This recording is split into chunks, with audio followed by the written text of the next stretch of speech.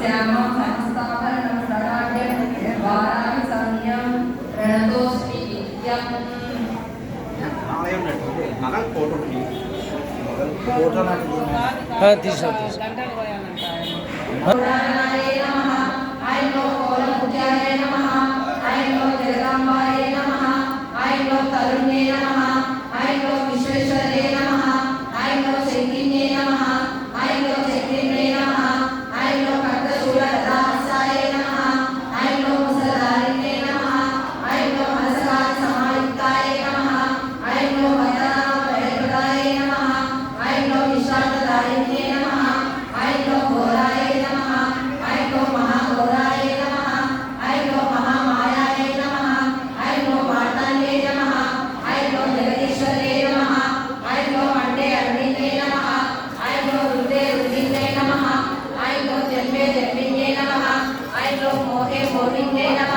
మెడకంటే వేసుకోమ్మా, మెడకంటే వేసుకో.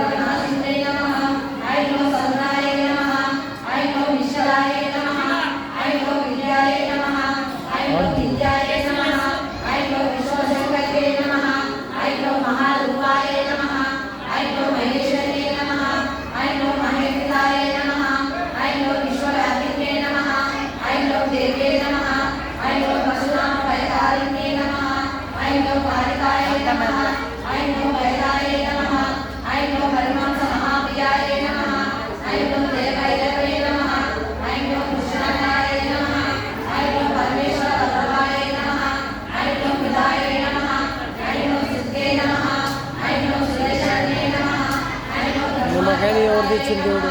అప్పకాడనే ఉంటుంది, అప్పకాడ ఉంటుంది.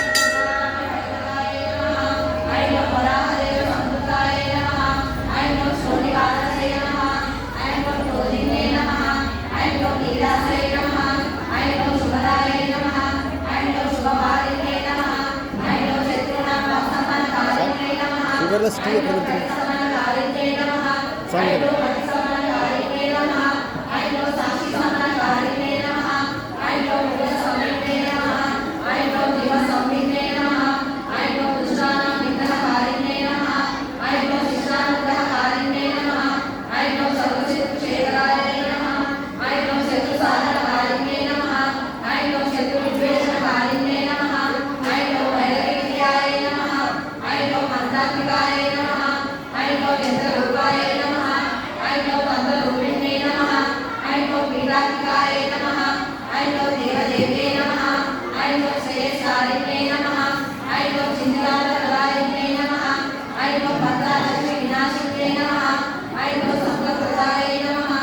నువ్వు మాల తీసుకొని వచ్చి ఎండకి అమ్మవారు ఆమెలు ఉంది అని చెప్పాను.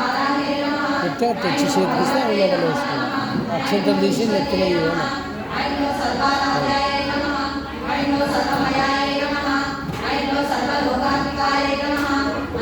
అమ్మవారు ఉంటారు.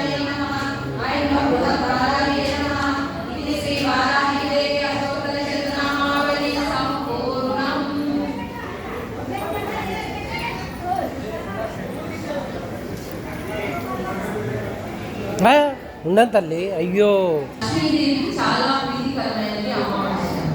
మీ అందరి దగ్గర కూడా ఆకుపచ్చ అక్షింతలు ఉన్నాయి. ఆకుపచ్చ కుంకుమ ఉంది. ఆ ఆకుపచ్చ కుంకుమ పేరు కుబేర కుంకుమ. కుబేరుడికి చాలా ప్రీతికరమైన కుంకుమ అన్నమాట. ఆ కుంకుమతో మనం లక్ష్మీ అష్టోత్తర శతనామావళి కానీ వ్యూహలక్ష్మి మంత్రం కానీ చదువుతూ కుంకుమార్చన చేస్తే మన ఇంట్లో సంపద సమృద్ధిగా సమృద్ధిస్తుంది.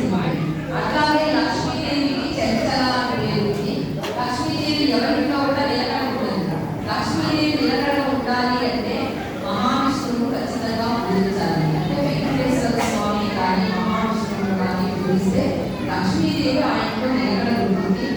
ఈరోజు అమావాస్య ఆదివారం కాబట్టి మనము ఫస్ట్ వ్యూహలక్ష్మి మంత్రం చదువుతూ ఒక 8 సార్లు వ్యూహలక్ష్మి మంత్రం చదువుదాము.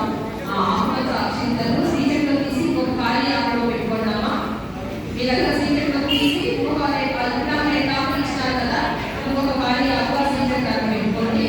ఇప్పుడు నేను వ్యూహలక్ష్మి మంత్రం చదువుతాను. వ్యూహలక్ష్మి అంటే ఎవరంటే వెంకటేశ్వర స్వామి హృదయంలో ఉండే ఆమెను వ్యూహలక్ష్మి అని అంటారు. మనం ఎక్కడైతే వెంకటేశ్వర స్వామిని పూజ చేస్తామో అక్కడ లక్ష్మీ అమ్మవారు ఆయన వక్షస్థలంలో నిలువై ఉంటారు. ఆ అమ్మవారిని వ్యూహలక్ష్మి అంటారు. మనకు తిరుమలలో కూడా శుక్రవారం రోజు అభిషేకాలు అవి జరుగుతాయి. ఎందుకంటే అమ్మవారికి అయ్యవారికి కలిపి ఒకసారి చేయొచ్చు అని. ఆ రోజు నిజపాల దర్శనం అవి ఉంటుంది కదా. అమ్మవారి స్వామివారి హృదయంలో ఉండే అమ్మవారిని వ్యూహలక్ష్మి అంటారు. మనమందరం కూడా ఎవరికైనా కావాల్సింది సకల సౌభాగ్యాలు కావాలి. మనమందరం సౌభాగ్యం అంటే ఏమనుకుంటామంటే డబ్బులు ఒకటే సౌభాగ్యం అనుకుంటాము.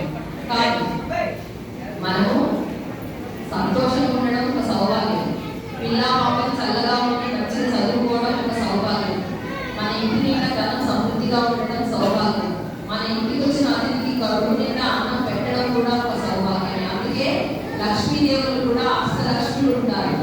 అంటే ధనలక్ష్మి, ధాన్యలక్ష్మి, విజయలక్ష్మి, సంతాన లక్ష్మి, ధైర్యలక్ష్మి ఇట్లా అందరూ ఉంటారనమాట.